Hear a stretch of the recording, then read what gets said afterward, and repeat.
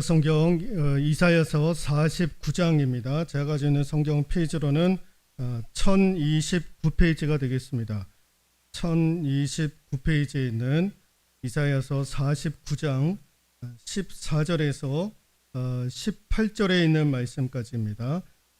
구약성경 1029페이지에 있는 이사야 49장 14절에서 18절에 있는 말씀 같이 합독하도록 하겠습니다. 오직 시온이 이르기를 여호와께서 나를 버리시며 어찌 그 젖먹는 자식을 잊겠으며 자기 태에서 난 아들을 긍휼히 여기지 않겠느냐. 그들은 혹시 잊을지라도 나는 너를 잊지 아니할 것이라. 내가 너를 내 손바닥에 새겼고 너의 성벽이 항상 내 앞에 있나니 내 자녀들은 빨리 걸으며 너를 헐며 너를 황폐하게 하던 자들은 너를 떠나가리라. 내 눈을 들어 사방을 보라. 그들이 다 모여 내게로 오느니라. 나 여호와가 이르노라. 내가 나의 삶으로 맹세하노니 네가 반드시 그 모든 무리를 장식처럼 몸에 그것을 띠기를 신부처럼 할 것이라. 아멘. 예. 오늘 본문의 말씀을 통해서 나를 1순위에 라는 제목으로 하나님의 말씀 전해드리도록 하겠습니다. 어떤 사람이 이제 아버지를 떠나가지고 방탕한 삶을 살아요. 그러다 보니까 이제 심신이 지치고, 이제 돌파구가 뭐 나오는 것도 아니고, 그러니까 이제 정신적으로, 육체적으로 굉장히 이제 지쳐 있었던 거죠. 그래서 이제 집으로, 고향으로 돌아가려고 하는데, 아버지가 과연, 우리 부모님이 나를 과연 맞이해 주실까, 용서해 주실까, 네. 걱정이 앞서는 거예요. 그래서 그 아들이 아버지한테 조그만 손편지를 하나 보내게 됩니다.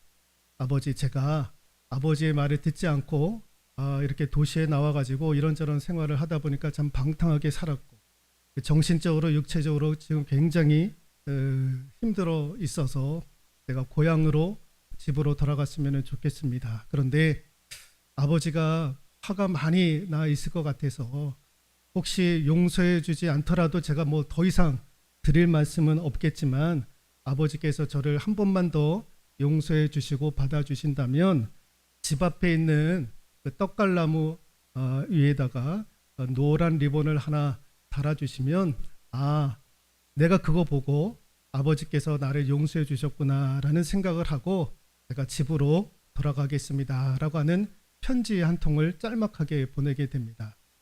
그러고 나서 이제 기차를 타고 고향으로 이제 발걸음을 옮기게 돼요. 근데 이제 집에 다가오면 다가올수록 이제 막 심장이 욱욱욱 막 뛰는 거예요. 과연 아버지가 나를 용서해주고 받아주실까? 떡갈나무 위에다가 그 노란 리본이 과연 달려져 있을까? 너무너무 이제 궁금한 거예요. 그러면서 이제 점점 이제 집하고 가까워지면서 이제 코너로 돌면, 골목길을 돌면 이제 집이 나오고 집 앞에 떡갈나무가 보이는 거예요. 근데 그 떡갈나무를 보고 이 아들이 충격을 받아요. 왜 충격을 받았느냐? 그림을 보듯이 이 아버지가 떡갈나무에다가 노란 리본을요 수백 개를 이렇게 만들어 놓은 거예요. 왜 그랬을까요? 노란 리본 하나를 만들어 놓으면 그거 못 볼까 봐, 혹시 내 아들이 그거 못 보고 다시 돌아갈까 봐. 아버지가 이렇게, 아버지도 이렇게 숨지기고 있었던 거예요. 그래서 수백 개의 리본을 저렇게 나무에다가 매달아 놓았던 거예요. 그래서 아버지가 용서하고, 용서받은 이 아들은 또 고향 땅에 와가지고 또 지쳐있는 그 정신적, 또 육체적 이런 것들을 이제 집에 와가지고 이제 치유를 받게 되었던 것입니다. 사고를 치고 방탕한 삶을 산다 할지라도 여러분, 부모는 부모 아닙니까? 그렇게 살아도 부모 마음 가운데는 항상 자식이 있기 마련이다라는 거예요. 오늘 본문의 말씀이 마치 이와 같다라는 거예요. 오늘 본문의 말씀은 이스라엘 백성들이 바벨론의 포로가 돼요. 그래서 70년 동안의 고통의 삶을 살게 됩니다. 자, 1년도 아니고 2년도 아니고 70년의 삶을 보내요. 근데 70년의 노예 생활을 하면서 이스라엘 백성들이 무슨 생각을 하고 있었느냐면은 14절에 오직 시온에 이르기를 여호와께서 나를 버리시며 주께서 나를 잊으셨다 하였거니와 라고 되어져 있어요. 바벨론의 포로로 잡혀가지고 고통의 세월을 보내는데 너무너무 힘든 거예요. 이게 감내하기가 너무 힘든 거예요. 그런데 이들 이스라엘 백성들이 그 와중에 무슨 생각하느냐? 하나님이 우리를 버리셨다. 하나님이 우리를 잊으셨다. 그렇게 생각을 하고 있더라라는 거예요. 우리도 내가 해결하기 어려운 문제를 만나게 될 때에 기도했는데도 불구하고 응답이 없으면 하나님이 나를 사랑하고 계시는가?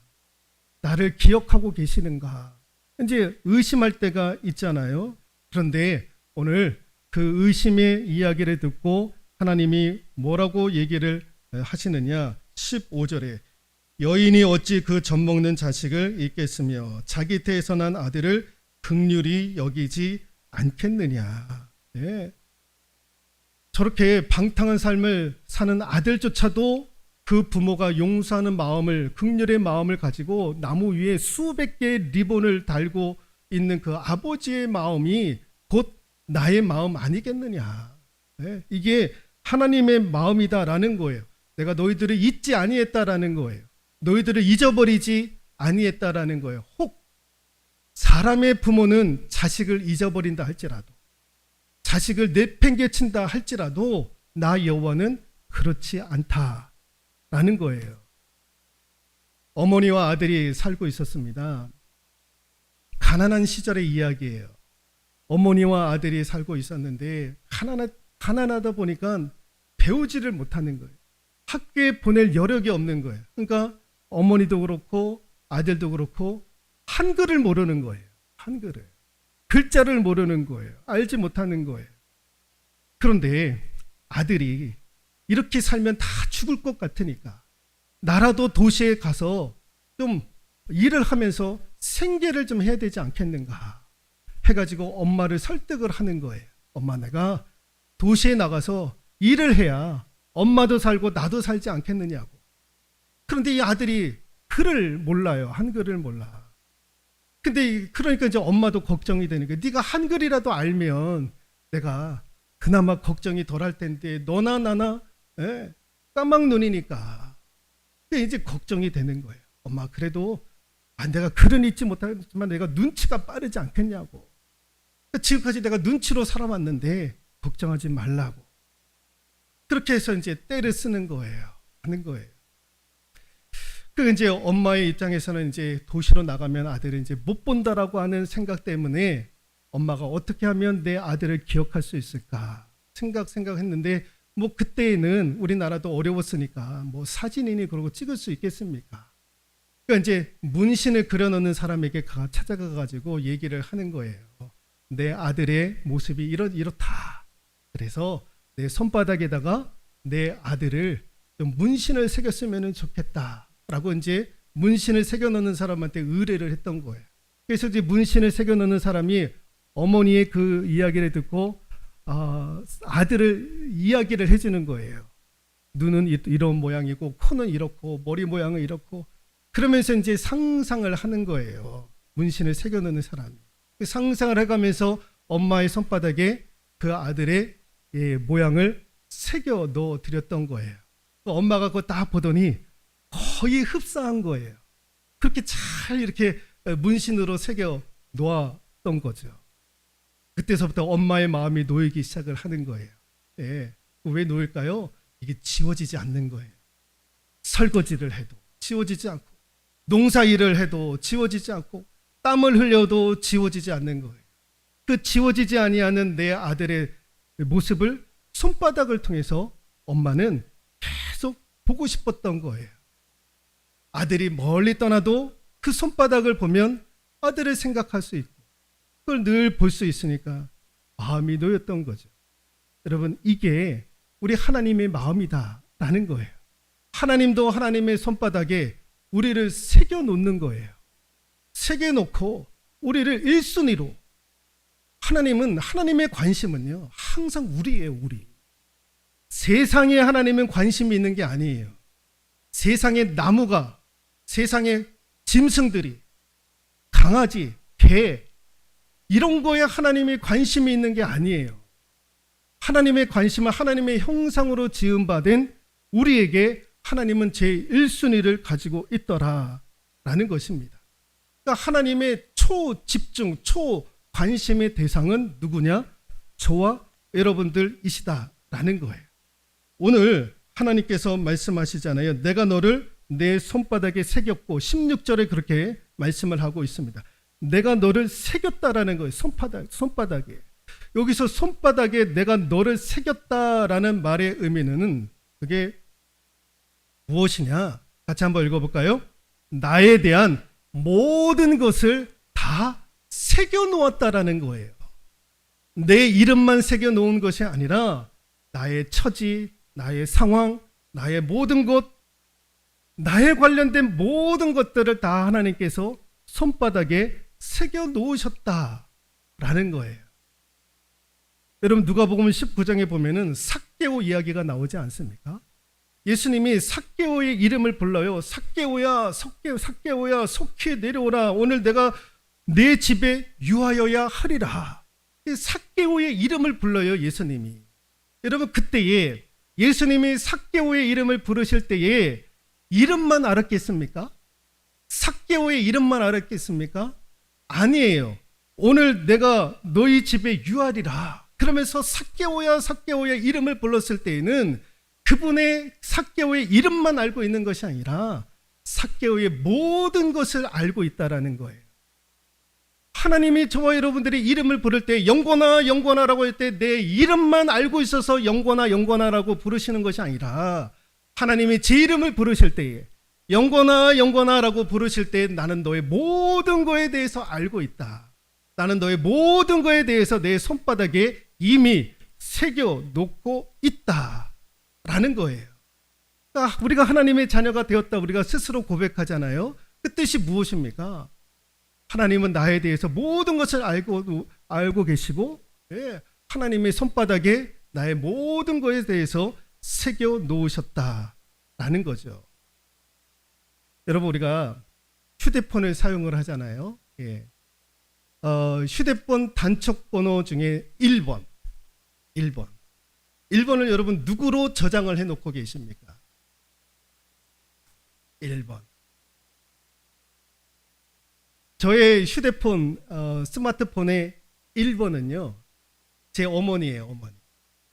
어머니가 1번. 2번이 누구냐? 누굴 것 같아요? 사모예요. 아내. 그리고 쪼르르 있는 거죠. 여러분들의 휴대폰 단축번호 1번.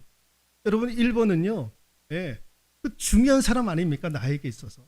여러분들에게서 휴대폰 단축번호 1번 누굽니까?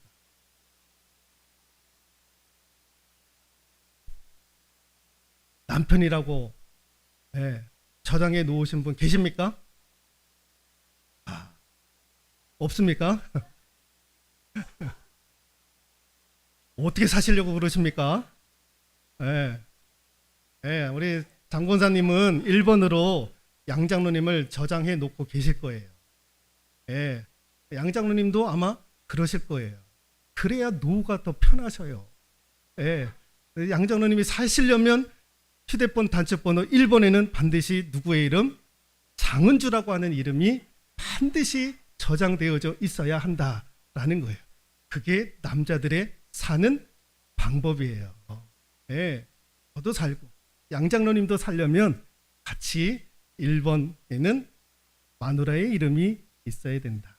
그런데 저는 제 어머니가 1번, 2번은 제 아내가 이제 2번이 되겠죠. 서운해도 어쩔 수 없습니다. 어머니가 저렇게 살아계시는데 또 저렇게 살아계시고 이렇게 와가지고 예배도 같이 드리시는데 어머니를 1번으로 해야지 2번으로 해놓으면 되겠습니까? 예. 그거는 이제 우리 아내도 이해를 해 주실 거예요. 하나님 사용하고 계시는 휴대폰 단축번호 1번이 누굴까? 우리인 거예요. 우리. 예. 하나님은 우리 아니면 안 되는 거예요. 하나님은. 예. 하나님은 우리를 제일 1순위 1번에다가 놓고 계시는 거예요. 그 하나님을 우리가 아버지라고 부르고 계시. 얼마나 큰 은혜입니까? 그래서 제가 오전에도 그렇기 때문에 다 힘들어도 조금 더 힘들어도 하나님 앞에 한 번 더 은혜 구하고 하나님 앞에 한 번 더 나가서 때도 한 번 부려보고 다 힘들잖아요. 다 어려운 거예요.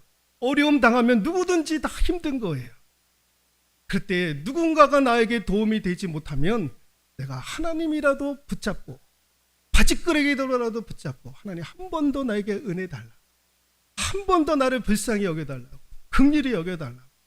왜? 하나님은 우리를 1번으로 놓으셨으니까. 우리 1순위니까.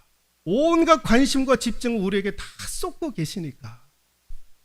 여러분, 우리가 하나님 앞에 매달릴 사람이 누가 있습니까? 우리 외에는요, 누가 하나님 앞에 매달리겠습니까? 고양이가 하나님 앞에 매달리겠습니까?